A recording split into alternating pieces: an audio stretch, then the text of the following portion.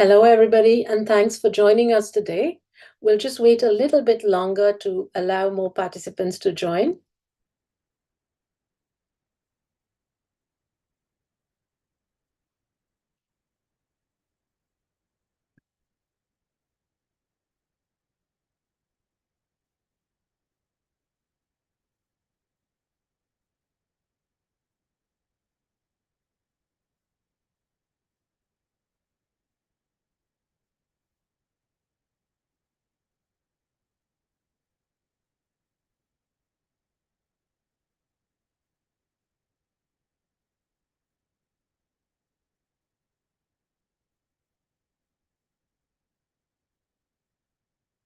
I guess we can start, right? Yes. Okay, good, good. So again, hello everyone, and thanks for joining us today and for showing interest in the awards. I have to say that for many of us, this has become a highlight of the year. So we really look forward to receiving all the applications and hearing about all the adaptation initiatives that are going on in the ground. And for us, it's a big learning opportunity.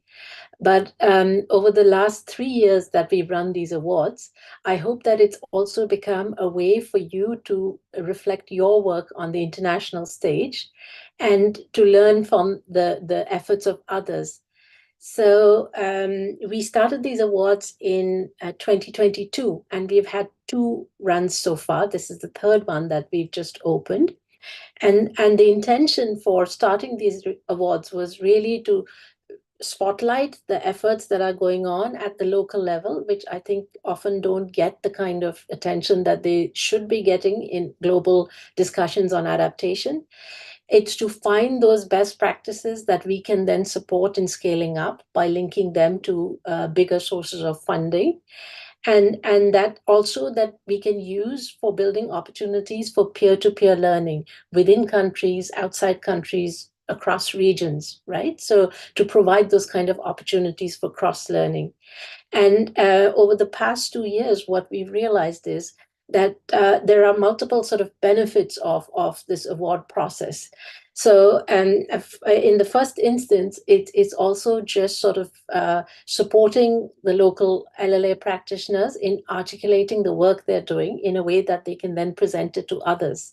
So what we've realized is that our award winners from the last couple of years have been able to use that to, talk to donors, to win other awards. And so there's a benefit in that. Also, we found that our LLA champions over the past 2 years have interacted and talked amongst each others and learned from each other as well. And of course, they get more attention from their national governments because we try to make this not just an award for the particular organization that's winning it, but also for the government and the country. So in the past winners have said that they've now received a lot more attention from the ministries and from donors and get additional funding. So there's been a couple of initiatives that have got a matching amount to the prize money that we give out. And for us, as I said, it's not just a learning opportunity for us, but we also document these efforts on our global hub on locally led adaptation so others can learn from you and really understand what are your triumphs, what are the challenges that you face, and what additionally needs to be done. Because at the end of the day, I think we'll only manage to beat the impacts of climate change if we're effective on the ground. And we need to sort of get there very quickly. We don't have time to waste. So we need to bring to bear all the learning that we have. So this year, every year we have 4 categories, but they're different categories. And this year we have 4, which are water security, food security, local entrepreneurship, and urban adaptation solutions. And like every year, there'll be a prize award. There'll be a cash award of 15,000 euros for each of the categories. We will support, I'll take you through the process through which we'll sort of select the winners, but there'll be 20 that will be selected by around September, October. And for those 20, we'll sort of do outreach effort. So we'll be writing about the work that you're doing.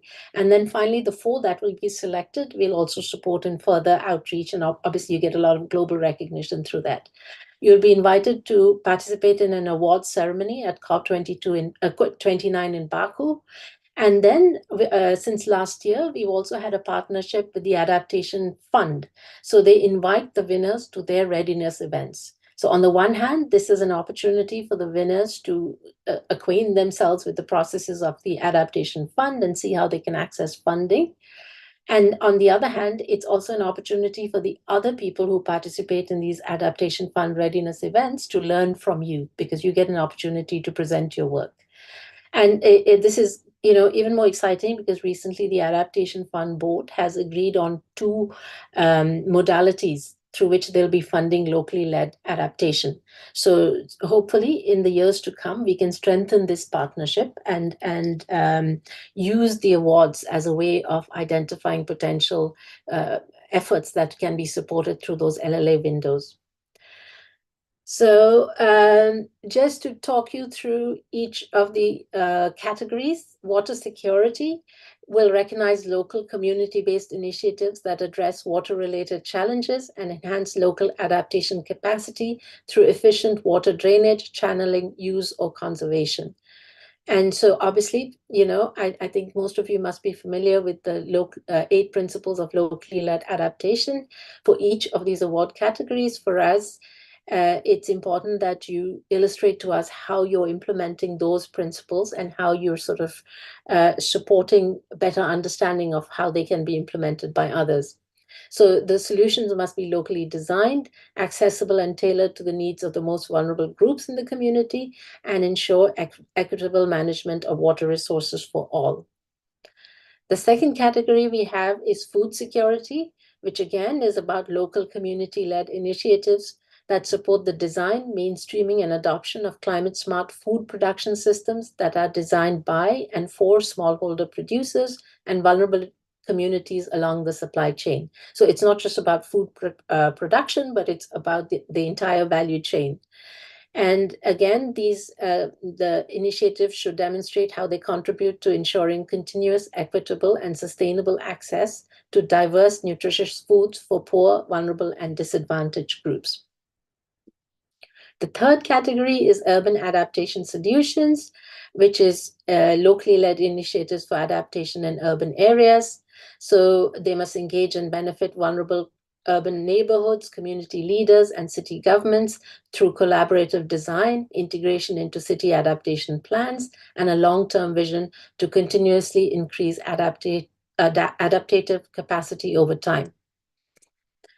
Local entrepreneurship will recognize local community-based businesses that either develop or adopt adaptation solutions or technologies to address local climate-related vulnerabilities, and these should be accessible to most vulnerable groups, or have supported local communities and governments in adaptation efforts, or have helped address structural inequalities faced by women, youth, children, disabled, displaced, indigenous peoples, and marginalized ethnic groups.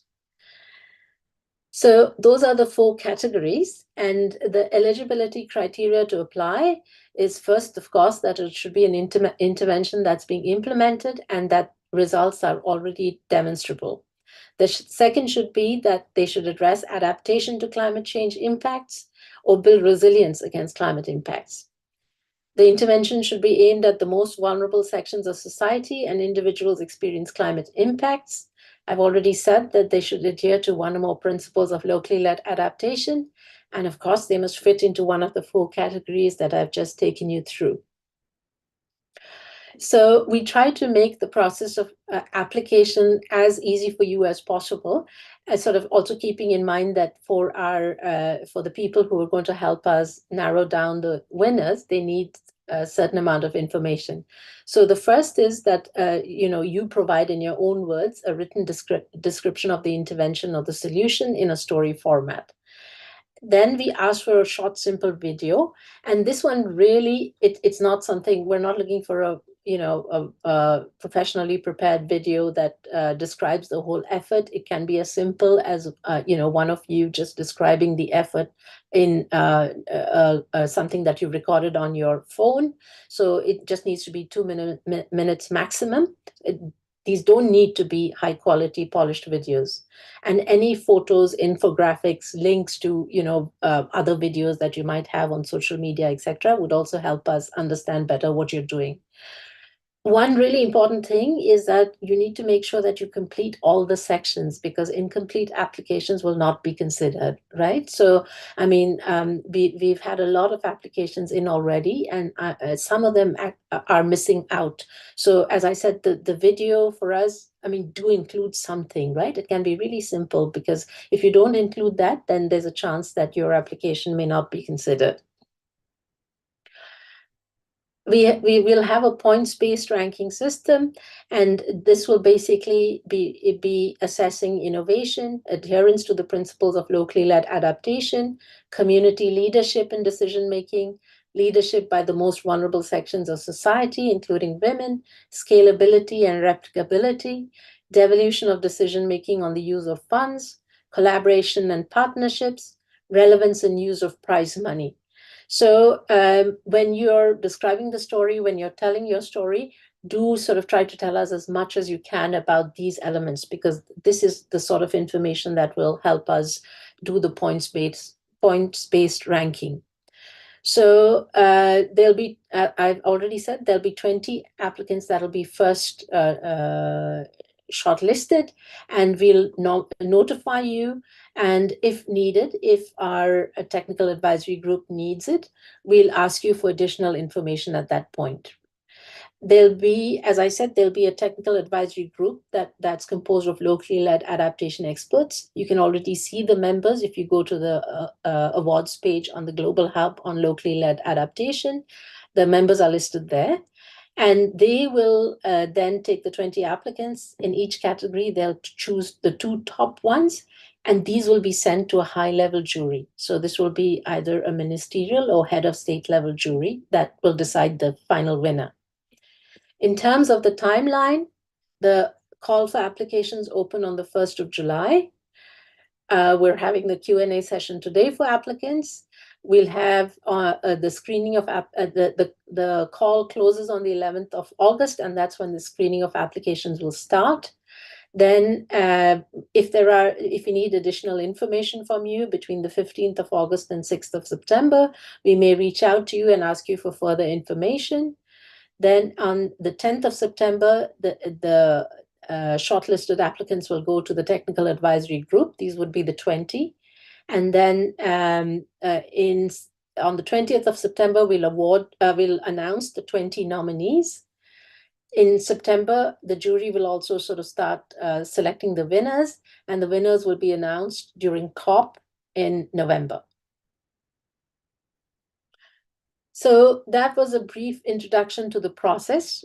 I'm happy now to take questions. I'm joined by my colleague, Anna Maniskova, who will also help me answer any of the questions that you might have.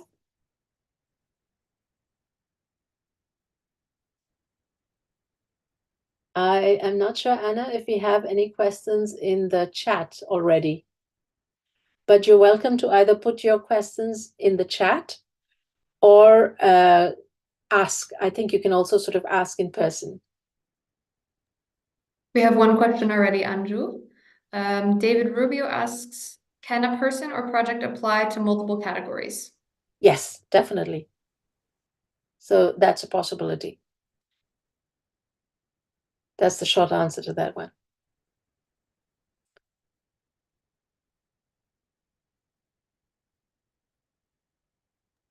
Anna, would you like to add anything, any clarifications on the process so far?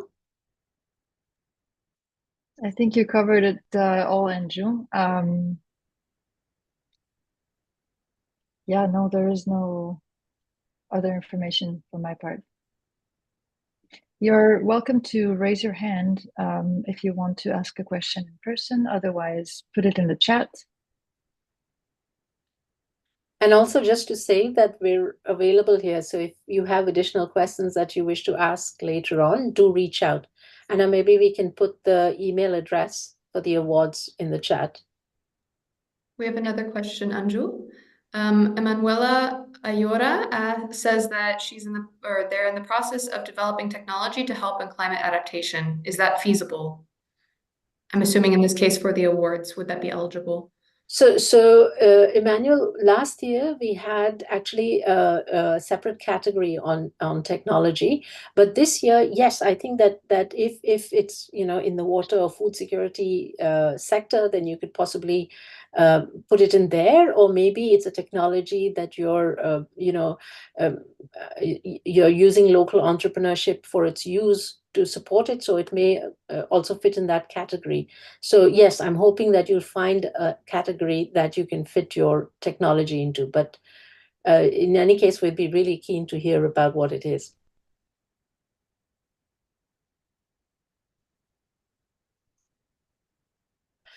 So in terms of impact, I should say that, it's not as if the first priority will be given. So the awards are open to pretty much everybody, right? Local organizations, national organizations, global organizations. And it's not that it has to have reached several thousands of people before you apply, or that if you have a smaller group that you reach out to, you'll be in competition with those which have bigger scale. So scale is important for us, but also we'll keep in mind that these are different levels of organizations that are applying. And so it could just be, a few thousand people that you've currently reached out to, but it's a highly innovative idea that has a lot of potential for scale. So the point ranking system will make sure that you don't sort of lose out because you have a smaller, you're currently applying it at a smaller scale. We also look at that question of what is the potential, what is your ambition as well. We have another question. For the projects selected, are the costs to COP29 covered by GCA, or do participants need to cover them? So the winners, we support one representative of the winners to travel to the COP for the award ceremony. So the cost of one representative will be covered.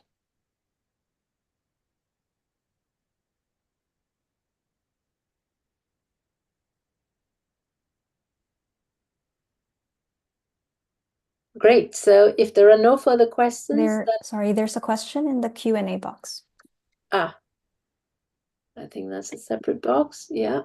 I can read it out if you like. It says, question 17 on the application form regarding which stages of the intervention involved local people allows only one choice of the stage. If local people were involved in more than one stage, how should an initiative complete this question? Should they use the answer box in question 18 to give details on this, on all the relevant stages that involve local people? So Anna, I'm going to pass this to you to answer. Yes. We were discussing it just now. Yeah, we just realized that this was a glitch in the application. Yes, please do use question 18 to give more details. You can select the one where they were most involved in, and then we'll pick up from the question 18 to fill out question 17 and fix the problem as soon as possible. So yes, we are aware of this little glitch.